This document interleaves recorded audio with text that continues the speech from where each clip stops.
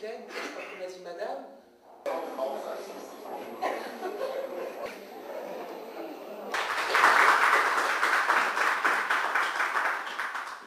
Je pense que tout d'abord, c'est à vous tous que je vais dire un grand merci. Je vais peut-être me répéter un peu par rapport à ce que Natacha a dit tout à l'heure, mais c'est effectivement une grande fierté pour moi, pour nous, pour l'association, de pouvoir vous recevoir tous ici aujourd'hui.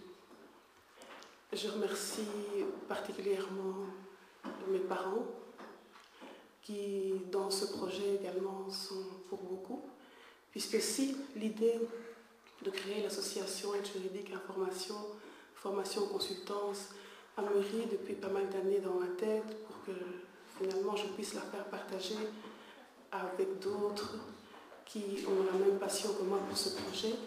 Il a fallu au départ que je sois motivée et cette motivation, je la dois essentiellement à mon père qui est ici présent et que je remercie.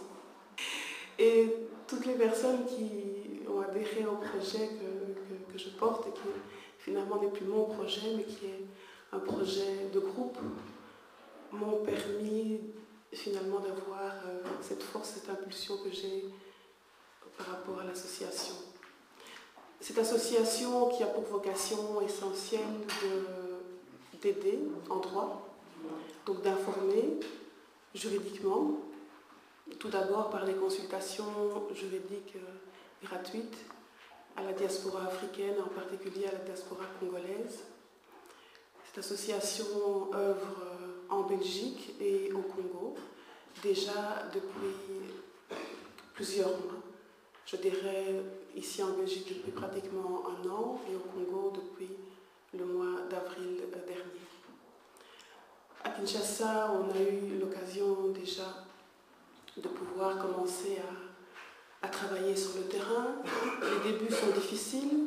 Quelques images que vous allez voir comme ça, donc, qui ont été prises dans la foulée de nos voyages au Congo, puisque j'ai pu m'y rendre à des reprises avec le vice-président de l'association d'ailleurs, pour essayer un peu de motiver un peu les gens, les intervenants, les pouvoirs subsidiants à nous suivre dans cette aventure, dans ce projet qui semble plaire à beaucoup de gens et qui, je pense, sera utile à pas mal de personnes.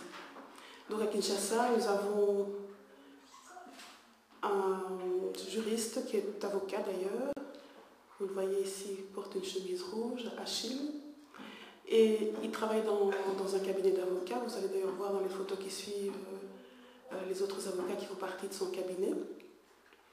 Et vraiment, je tiens à saluer le travail qu'il fait déjà depuis le mois d'avril à Kinshasa, puisque finalement, il travaille comme bénévole une fois par semaine pour recevoir les personnes qui ont besoin de ce qu'on appelle ici une aide juridique de première ligne dans la commune de Matete.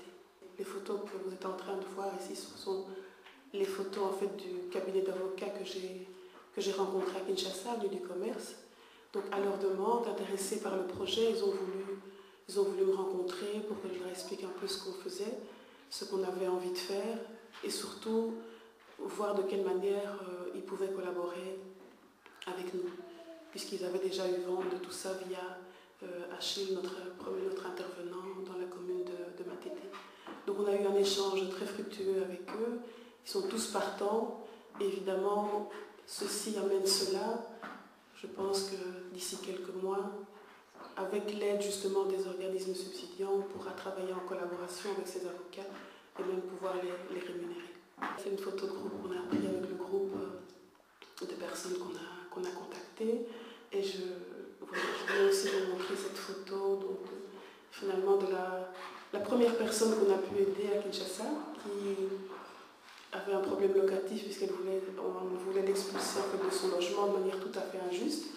Et grâce à l'intervention de l'association et donc d'Achille en particulier, elle a pu rester dans ses droits et rester dans son logement. Elle a voulu, lors de mon dernier passage à Kinshasa, donc c'était en août dernier, venir me remercier avec ses enfants de l'aide qu'elle avait pu obtenir. Voilà, donc je crois avoir fait un petit peu le tour de ce qu'est l'association Aide Juridique Information, Formation, Consultance, en ce que nous faisons déjà et de ce que nous voulons faire demain. Ceci étant dit, tout cela ne peut pas être fait sans vous, sans justement l'assistance des personnes qui sont ici devant moi, sans le soutien des personnes qui, à l'extérieur, ont la possibilité de faire évoluer notre association, et sans le soutien des membres, d'ailleurs certains sont dans la salle aujourd'hui, sans lesquels finalement rien ne peut être fait. Déjà pour tout ce qui pourra être fait dans le futur, je tiens à vous remercier. Je vous remercie.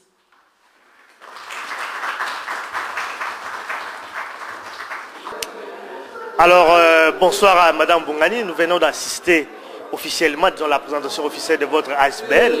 ASBEL, aide juridique, information, formation et consultance. Si vous pouvez d'abord nous expliquer un peu en quelques mots votre association ASBEL. Oui, bonsoir. Merci de me poser cette question. En fait, notre association s'occupe essentiellement de donner une information juridique. Donc, nous donnons des consultations juridiques gratuites à la diaspora congolaise, enfin, plus généralement à la diaspora africaine, puisque notre but, on a constaté quand même qu'il y avait pas mal d'Africains, de Congolais, qui avaient besoin d'être informés de leurs droits en vivant en Belgique. C'est pour ça qu'on a voulu créer cette association pour aider les Congolais et de manière plus générale les Africains qui vivent en Belgique pour les informer de leurs droits. Puisque finalement, connaître ses droits, c'est connaître aussi ses devoirs, quoi. Point de leurs droits, ça veut dire quoi ça? Ben, ça veut dire en fait que toute personne qui a un souci juridique peut s'adresser à nous et alors nous pouvons l'informer. Que ce soit un problème de logement, que ce soit un problème lié un problème familial, un problème de, je dirais, de n'importe quelle nature que ce soit, la personne qui est là et qui se dit bon, qu'est-ce que je dois faire, et qui dans un premier temps ne va pas consulter un avocat, peut nous consulter. Nous ne sommes pas là pour remplacer les avocats, donc ça doit être bien clair, mais nous sommes là pour informer gratuitement la diaspora africaine qui a besoin d'avoir une information, parce qu'il y a tant de problèmes à régler. Il y a le problème des chômages, le problème du travail, donc il y a beaucoup de soucis.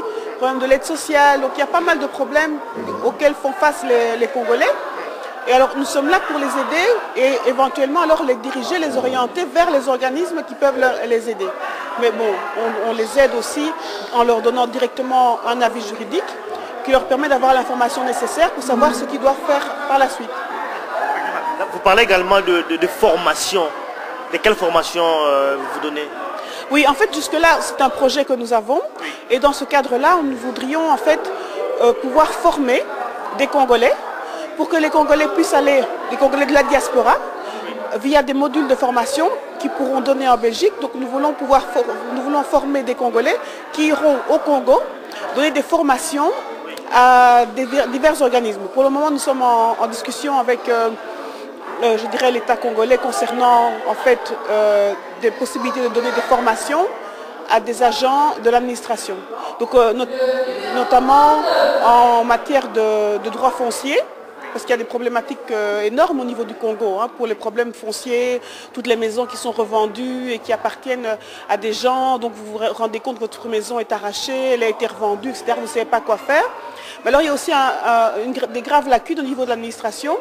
Et alors là, donc c'est en discussion, donc on va voir comment le projet pourra se réaliser. Ce qu'on voudrait, c'est pouvoir avoir des formateurs congolais qui partent au Congo en venant d'ici, ou bien des formateurs congolais qui sont au Congo et qui peuvent former au Congo des agents de l'administration, des universitaires ou également des agents qui travaillent dans des sociétés sur différents thèmes. Alors là, on a des modules de formation de 10, 15, 20 séances, ça dépend un petit peu. Puisque au Congo, par exemple, on a remarqué que l'habitude, c'était de fonctionner avec des professeurs visiteurs, belges en général, qui venaient de Belgique et qui allaient au Congo.